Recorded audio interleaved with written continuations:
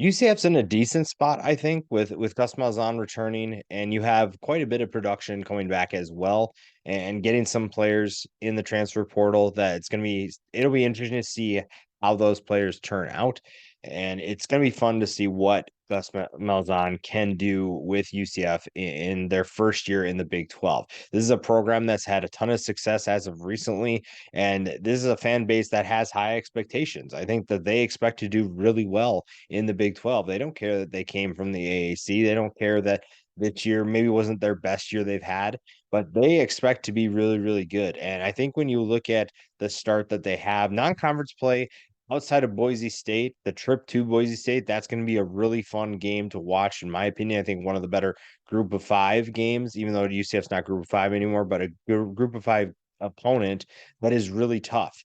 Boise State is going to be, I think, really good this year, and UCF has a chance to prove that they are the better team. There's a reason why they went to the Big 12, and that's a good opportunity. Then when you look at the conference play, the first three games, honestly, are tough games. They're maybe not the games that you would expect if you're a traditionalist that's paid attention to the Big 12 up until last year. You're looking at Kansas State, who just competed for a Big 12 championship, Baylor, who competed for a Big 12 championship 2 years ago, and a Kansas team that we just talked about is much better than they have been in the past. Then, when you look at the second half of the schedule, a trip to Oklahoma is going to be tough for any of these teams, even any of the teams in the Big 12. I don't expect Oklahoma to have the struggles that they had last year. Now that this coaching staff is a little bit more settled in, Brent Venables has a chance to get his system in, get guys more comfortable. Jeff Lebby has a chance to get the offense going. That's going to be a really tough game for UCF. Hosting West Virginia, again, West Virginia, I don't know what they're going to be, and there's a lot that Neil Brown needs to fix, but then you got some work to do, but also there's some potential for them to surprise some people. And then two of the last four games feature teams that they've already seen in Cincinnati and Houston. That shouldn't be anything new.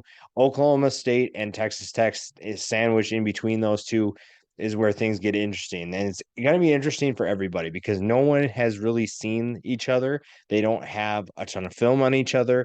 This is going to be a new experience. And then when Texas and Oklahoma leave, that makes a different dynamic as well. So that's going to be really fun to see.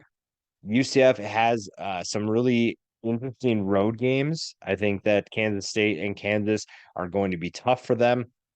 Cincinnati, maybe not so much. It's still tough to play at Nippert Stadium, so that's interesting. Oklahoma obviously is the toughest one there. Texas Tech is also a tricky one. Houston knows that very well, and UCF is going to you'll know who UCF is by the time that they get to that game. So UCF, I think that they're going to have a pretty solid season, pretty solid first season in the Big 12. I think that they'll hit some road bumps as well.